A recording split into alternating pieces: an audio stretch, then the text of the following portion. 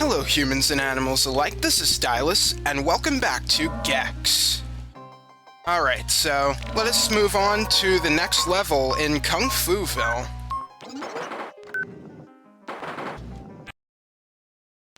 Alright, our next level is Chop Chop. Everybody was kung fu fighting.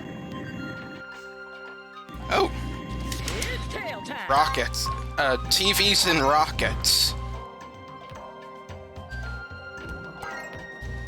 And, very nice. We bounce on baskets of laundry. You know, I actually didn't know that, like, the Chinese and laundry and stuff like that. I didn't actually know that that was a stereotype, even though, like, when I first played, like, this game and Enter the Gecko, it was just staring me right in the face. So, yeah, it just goes to tell you how innocent I am. Me and one for me. So, anyway, I actually decided to do a little research out of curiosity. So, about, the Chinese and laundry, it's a sort of stereotype that isn't relevant anymore. It was actually more of a thing in the, 19th century, when there was, well, during the gold rush, stupid Americans being stupid Americans, they just, since there were people from China moving in for the, for the gold rush back in the 1800s, they really didn't want any more Chinese people coming into the States, because they were just taking the jobs that people wanted, and what people wanted was to mine for gold. Actually, let me go down here real quick. Ah, invincibility. So yeah, basically, since there was a lot of, anti-Chinese stuff going on back in the day, shoot. I wanted that fire power-up. I'm trying to gather my thoughts here. Say, isn't there a... Hang on, I'll be back with that. I imagine some of the best jobs they didn't want to give to the Chinese, so... instead, well, this wasn't necessarily their decision, but, the working men who were mining for gold didn't want to do any, like, cheap labor, like doing laundry. That was considered a women's job back then, but, the good thing was, since everybody else was, like, out there mining for gold, the Chinese took this, great opportunity to, open their own, laundromats, essentially. Back then, before the Chinese, did do laundromats, people would just send them to, Hong Kong or, Honolulu later, as that was actually cheaper than, you know, going all the way to, the East Coast, because, remember, this is the West Coast that the gold rush was taking place in California. So... yeah. I imagine they actually made some pretty good money there. And the good thing about laundry is that it didn't really require any, like, literacy and stuff like that. Since, like, men were, like, doing the gold rush and all the men's wives were away in the East Coast. Yeah, they made a pretty smart decision, I will say. But it was also because of all that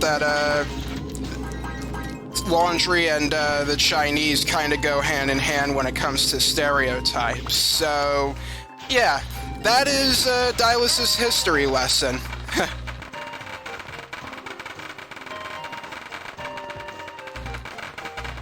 Hope this is the year of the gecko.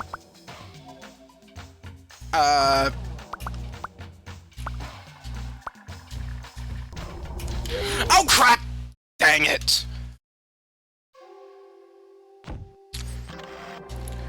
I guess another thing I could talk about as I'm going back to where I was, I think the bonus level's actually in there. I'm not exactly sure. I don't actually remember where the bonus level is in this. I would imagine it has to do with those sinking platforms. But anyway, I also kind of want to talk about the Oriental Riff, as it's called, or the Asian Riff, as it would probably more accurately be described. That was actually, like, composed at a time when, what is it?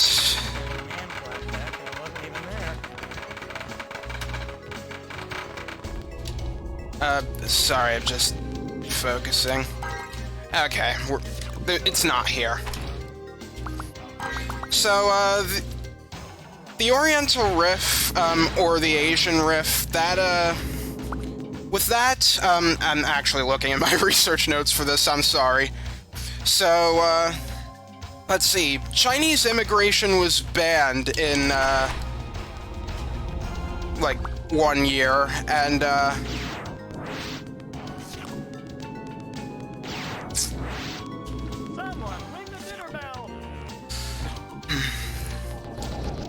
sorry, it wasn't lifted until 1968, so if somebody was, like, writing a play or making a movie, let's say, well, they couldn't have access to, like, actual, like, Chinese, stuff, pretty much.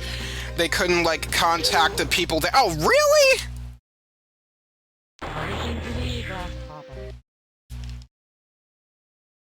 They couldn't, like, come in contact with the Chinese people, so they just had to, like, guess what they, what would, like, sound. Well, not even just Chinese, but I guess it is— the reason why it's called Oriental is because it's associated with the East. Like, very generally the East. And that's when problems arise. Because, well, just lumping the East together like that, it's, kind of insensitive.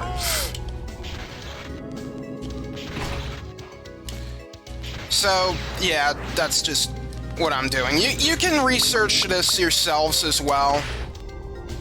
I particularly thought it was interesting. I'm always interested in, history lessons. It's up there, isn't it?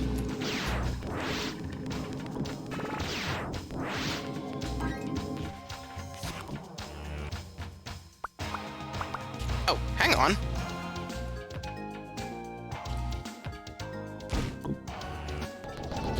Yeah, I gotta— don't really have a choice. I gotta keep moving.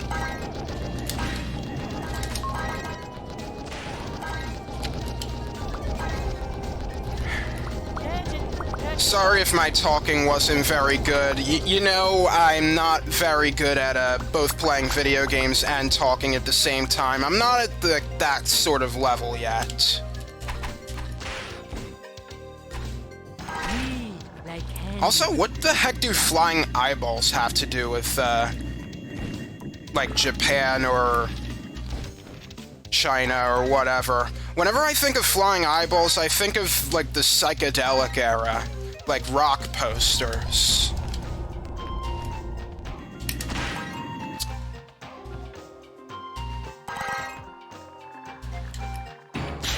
Oh, dang it, I did not need to go there. Well, hey, it gives me another chance to, go for the bonus. So, let's see if I can do that.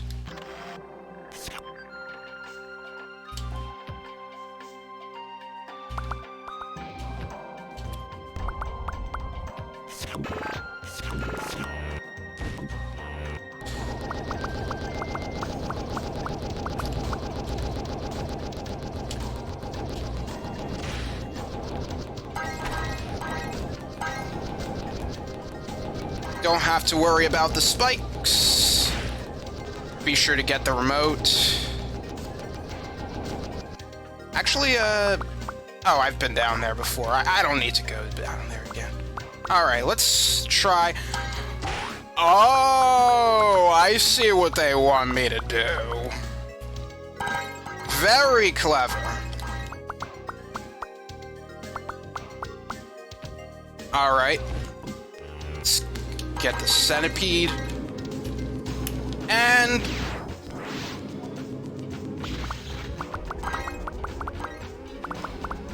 oh boy. Is it here? No? It's here. There we go. So that's where the bonus is. That was pretty fun to find. I'll get that later.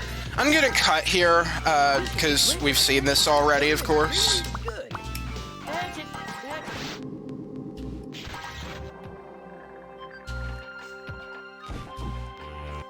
Okay, so we're back.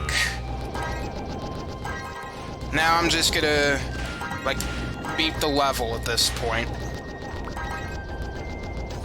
Now, even though you have invincibility, you do not want to rush going up these sinking pillars, because you will get crushed if you rush.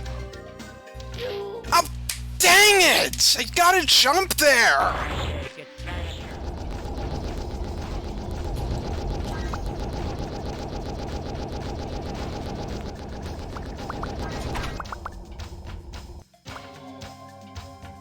Alright, remember to jump. There we go. Man, I've, like, forgotten to jump so many times. One for me and one for me.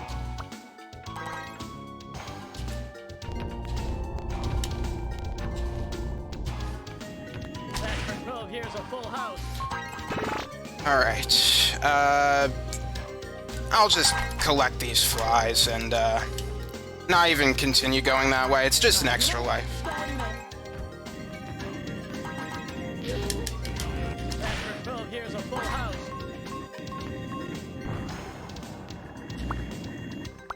Sweet like candy. What? I saw you. Oh, I saw you too. Oh, yeah, I was right by the end the whole time.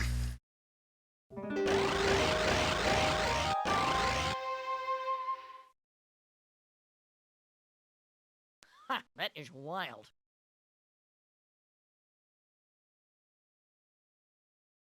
It's Chinatown. Alright, and with this remote, we have uncovered the boss TV.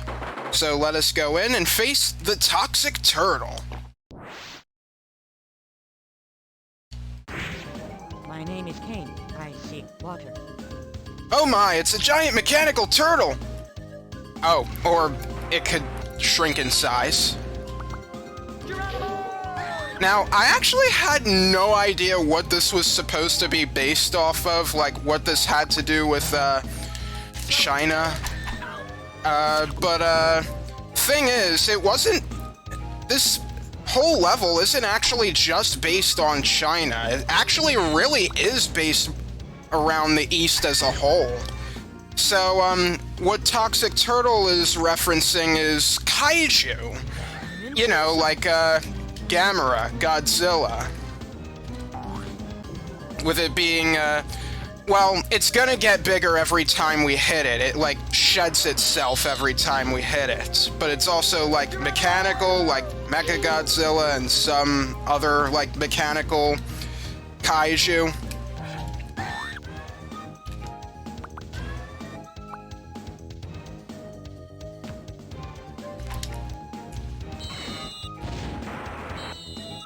Yeah, it likes dropping its tail as an attack.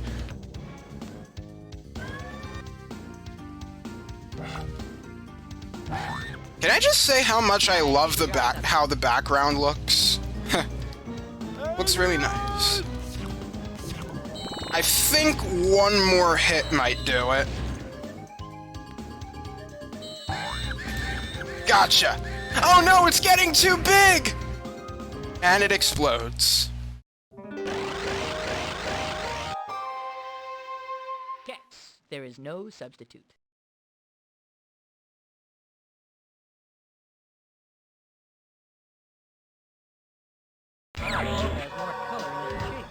And we're teleported out back into the dome, and the dome blows up.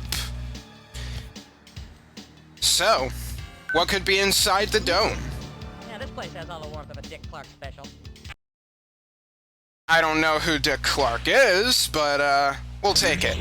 Yeah, this takes us to Resopolis. This is the nerve center of the media dimension. And I just pressed the wrong button. Whoops! Alright, what I was meaning to do was open up the TV for the next level.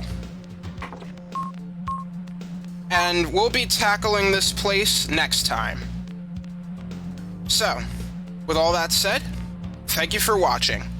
Yeah, this is a pretty short episode in comparison to the others. Sorry about that, but yeah, with all that said, thank you for watching. This is Stylus signing off. See you next time. Bob Hope has more color in his cheeks.